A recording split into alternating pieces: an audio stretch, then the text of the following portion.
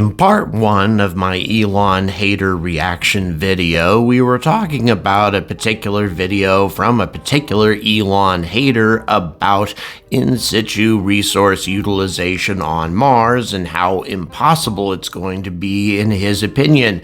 And so I spent a great deal of time in that first video talking about his content, which was about things like how inaccurate the Martian movie was, and also how impossible low Earth orbit refueling is going to be. And he didn't really talk about in situ resource utilization a whole lot. But I know he got to it at some point. But in any event, yes, eventually he did. And we talked about his various inaccuracies at length. And then finally, we got to the meat of his argument right about the time that I ran out of time in my video. So hopefully in this video, we're really going to get in depth as to what the common sense skeptic has to teach us about making methane on Mars. Or maybe not. I guess we'll find out in a moment.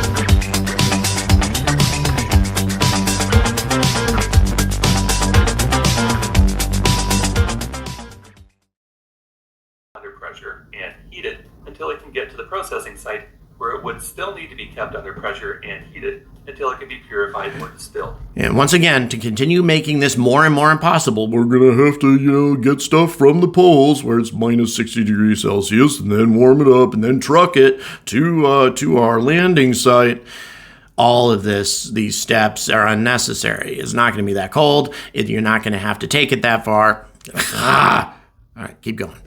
If there's no surface ice or easily accessible pockets of ground ice, well, now you're talking about digging up hydrated minerals in the soil to hit your daily quota, which is the worst case scenario. Not only does moisture comprise a mere 2% of the Martian regolith minerals, they would have to heat those materials to 200 to 500 degrees Celsius to release the water molecules from 16,000. Okay, now we're talking worst case scenarios, which most probably doesn't exist.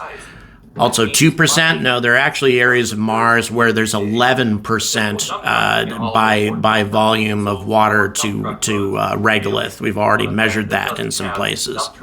And colonists would be working in a pressurized EVA suit the entire time, even if they're using hand tools, picks, and shovels. If colonists have to resort to this method, they might as well not even bother and just enjoy the remaining days as best they can. But let's say the colonists happen to hit an ice nugget mother lode after they've mined, hauled, melted, and purified this 1,200. And once again, the colonists are not going to be the ones hitting an ice mother lode. It's gonna be robots. We're gonna have all of this stuff identified, pockets of ice identified for future colonists or for future travelers to Mars. It's never going to be done under these circumstances where astronauts are desperately trying to get at this stuff. Okay, let's just keep on. He just keeps up with all of these assumptions, which are just utterly false. 1.5 kilograms of water. The molecules still need to be broken apart because the Sabatier process doesn't use water. It uses hydrogen and produces water. Long, dramatic pause. Electrolysis, creating hydrogen and oxygen gases from water, is extremely simple. All you need to do is add enough energy in the form of electricity and the water molecules break apart. The question is, how much energy? To force the two hydrogen atoms away from the oxygen atom in the water molecule, the system requires 260 kilojoules of energy per mole of water, putting the energy requirements to split a liter of water into the two gases at 16 megajoules or 4.4 kilowatt hours. I mean, kind of nice to know this, I suppose, as to exactly how much it's going to take to break it down. that is going to be a substantial amount of energy. But once again, we're trying to, there are scientists attempting to simplify the Sabatier process in order to make this more efficient, less energy intensive. Would always produce peak power during the day. And at 21.3 square feet, 2 square meters. Oh yeah, these are the solar panels we're going to be using, so that's how much space we're going to need. We're never going to make more efficient solar panels. We already have far more efficient solar panels than that. Reactors if they're running a 12-hour duty cycle. Oh, look at all those nuclear reactors we're going to need. They would have collected 133.5 kilograms of hydrogen gas. Going back to the AquaCalc website, we can work out that 133.5 kilograms of hydrogen gas contains 66.22 kilomoles of hydrogen, and on chemicool.com, that says at 610 pascals at minus 60 degrees Celsius, the uncompressed gas takes up a volume of 1. Again, here we go. Minus 60 degrees Celsius. I mean, he's pumping up the numbers as much as possible in order to maximize the amount of energy that's going to be necessary to make this happen.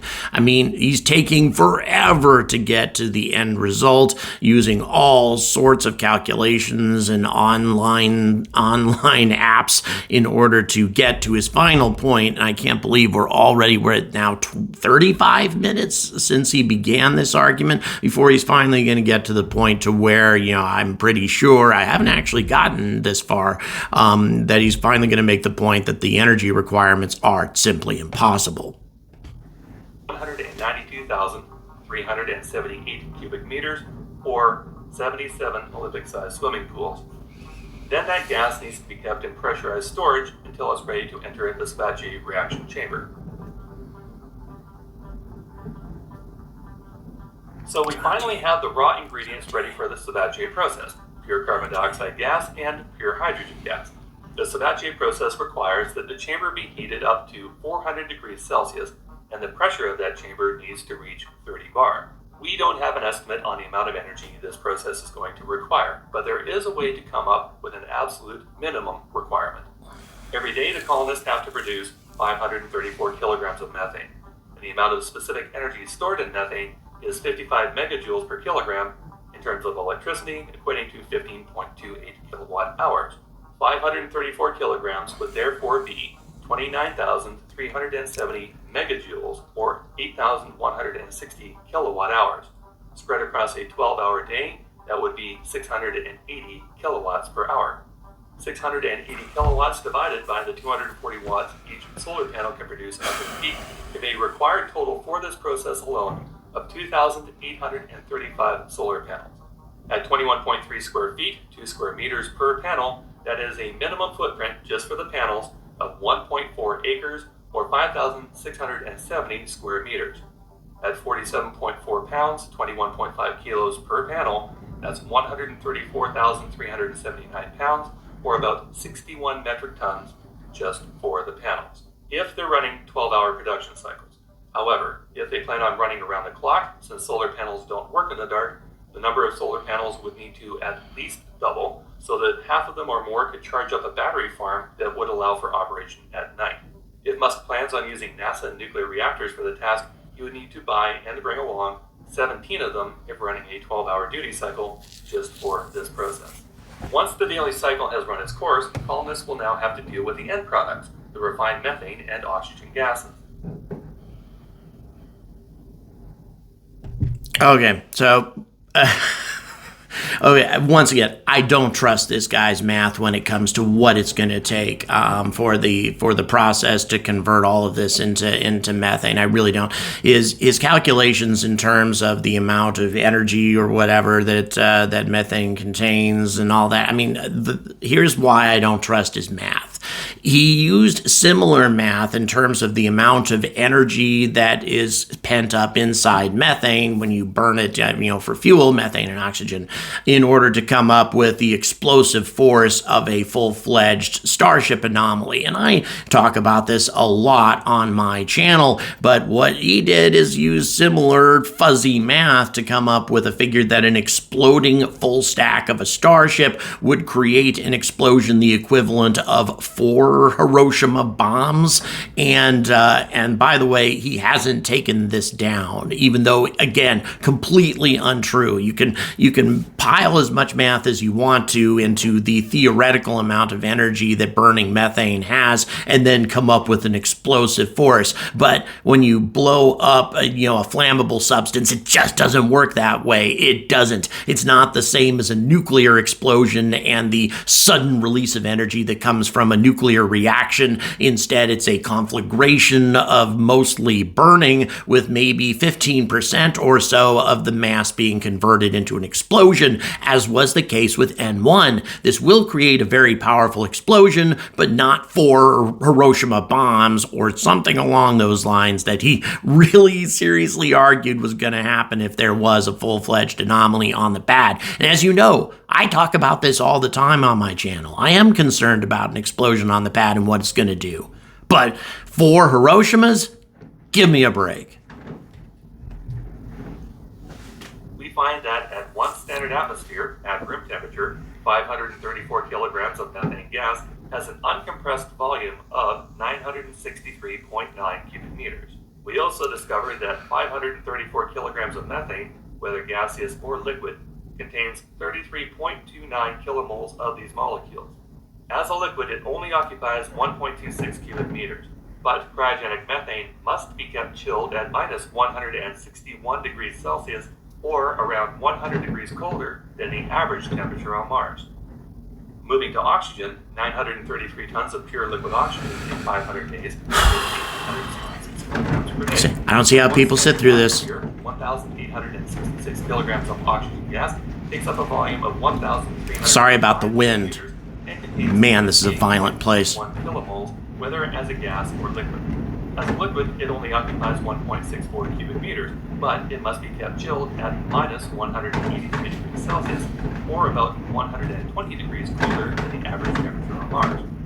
But if you think those numbers are high, wait till we move up to Mars. To find the volume of 534 kilograms of methane gas on Mars, we take the 610 Pascal atmospheric pressure, average of minus 60 degrees Celsius, 33.290 kilomoles value from the previous calculator, and we discover that 534 kilograms of methane on Mars wants to expand 100 times from 963.9 cubic meters to 96,712 cubic meters, roughly the volume of 39 Olympic-sized swimming pools. To find the volume of 1,866 kilograms of oxygen gas, we can take the 610 Pascal atmosphere, average of minus 60 degrees Celsius, 58.31 kilomoles value from the previous calculator, and we discovered that 1,866. Why is this relevant? On Mars wants to expand 130 times from 1,300. Yeah, methane is not going to do well in that low pressure. Just, whoosh. And so obviously you're going to have to keep it under pressure. Martian colonists will have to produce and store every single day for 500 days straight in order to be able to launch the ship back to Earth. 39 Olympic-sized swimming. Here we go again. We'll have to work real hard for 500 days straight. The astronauts are just going to have to be busting their asses because they weren't smart enough to send robots to do it ahead of time. This whole argument is just jacked from the very beginning. And what tanks would they be storing this in the meantime? So to summarize this entire process, after landing on Mars, in order to process methane and liquid oxygen from resources available on Mars, colonists would have to set up an array of solar panels measuring several acres in size, or bring an appropriate number of nuclear reactors to power a multi-stage processing plant. Or one Chinese 1 megawatt nuclear reactor. And there's the Home Depot fan again. Why the hell are we putting that on there? They'll need to mine ice and melt the ice to purify the water to remove sediment and perchlorate salts. Right. Store the water as a warm pressurized liquid until it can be electrolyzed into hydrogen and oxygen, and then those two separated gases would have to be stored in separate pressurized vessels until a Sabatier chamber is ready to process the day's efforts. The Sabatier process would then take the stored carbon dioxide and hydrogen gases, heat the mixture up to 400 degrees Celsius, pressurize the reaction vessel to 30 bar across the nickel catalyst, and milk the processor for methane and water. That water could possibly be cycled back into the system, but would have to be electrolyzed again for the hydrogen. The processed methane would have to be kept chilled and under pressure in yet another vessel, unless they are foolishly planning on loading it right into the Starship. and it remains to be seen if the Starship Why even say shit like that? refrigeration system capable of keeping these cryogenic propellants chilled and under pressure. If it is equipped with such a system, every kilogram of equipment and coolant required would dig into the payload capacity of the ship. Now, to be perfectly clear, Musk has stated in the past that his intention is for the first Starships to bring what he describes as a small propellant plant that would be expanded over time into a larger facility on future missions. However, what we have described in this episode is the smallest possible facility that would allow colonists to return to Earth after 500 days on Mars. Although this episode dealt with the in-situ fuel creation requirements for Starship, mainly because that ship is the only one being promoted as a Mars colony delivery system and return vehicle, the same requirements would be true for any vehicle making similar claims on Mars or on the Moon, where the biggest differences would be the sun's irradiance on the surface and the presence of atmospheric carbon dioxide. Of course, the way the Moon rotates, no matter where you are positioned on the Moon's equator, you'll get sunlight for 15 straight days out of 30 to power solar panels. Then you'll need 15 days worth of stored energy before the sun comes back to... Which is why you need nuclear power on the Moon. And this episode, of course, dealt with the creation of methane. Would be entirely different and a far simpler process if the vehicle only required using electrolysis to split water molecules down into hydrogen and oxygen to power the craft. Coincidentally, those are the two gases being used by the SLS engines. But as we've seen recently with SLS, hydrogen can be a tricky gas to work with. Being realistic, since this requirement is essential to Musk's colonization dreams, upon which he continues to conduct further funding rounds at SpaceX, until Musk can present a working demonstration on Earth of a system that can be carried to Mars on Starship to produce the propellants his ships require in quantity, his ambition to send 1 million people to Mars by 2050 has absolutely no gas in the tank. Thank you for watching this episode of The Common Sense Skeptic, and for the continued support of this channel. Okay. But here's a couple other key factors. Extracting CO2 from the Martian atmosphere is not going to be an absolute necessity either. There are ways to break down carbon from the Martian regolith. We know there's a fair amount of carbon in the Martian regolith, and there are pockets of it in greater concentrations. There are ways that you can create CO2 by cooking the regolith and extracting it that way. We may not even need to extract the carbon from a very, very thin atmosphere. I've often criticized that as being sort of problematic, trying to get a resource from such a thin atmosphere. So, that's one particular issue. But so many things that he's talked about in here, from, where the ice is, that is also just probably untrue. Once again, we can't be certain yet. We really need to do a lot more exploration on Mars to be sure, but all indications suggest that there are enormous reservoirs of ice close to the equator that can be far more easily exploited and also will not require the same energy to heat up and process. He's right, though. It is, to produce that much damn methane is going to be extremely challenging. Again, this is why there have been other proposals about a smaller mini Starship, landing craft, whatever, that you would send to Mars. And actually, that would be launched by Starship and would proceed from Earth, from trans-lunar injection orbit, actually. You go all the way out there and then send the mini Starship from there. Would require a lot less methane in order to get that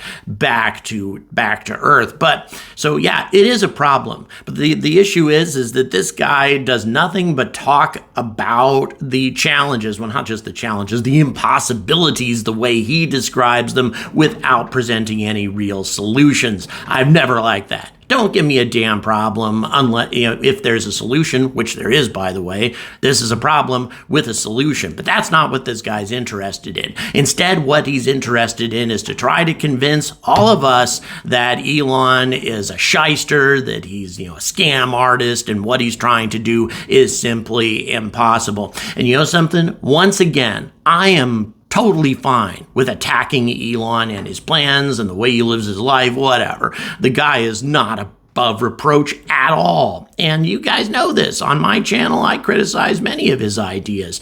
But present some solutions and also use some more honest science and math in your calculations. And by the way, the last point that I'd like to bring up is, he gave us a lot of formulas and gave us a lot of calculations and a lot of online calculators that you can use to come up with these figures. What he didn't give us is other scholarly articles that support his point of view. Do you know why he did that? Because they don't exist. Because no one is taking this negative of a view on in situ resource utilization on Mars. He's not just the common sense skeptic. He is the nonsense naysayer. That might be a better name for you, man. So you know something, CSS? Go ahead and attack Elon. That's fine. But use better information and also present some solutions. Oh, and one other thing. He wanted to challenge me a debate long ago. I didn't want to give him the subscribers that would doubtlessly generate if we did it. But his channel's been growing like crazy with people buying into this crap. So you know what? You want to debate CSS? Bring it. Please like, please subscribe, check the description for ways to support my content, and as always, stay angry about space!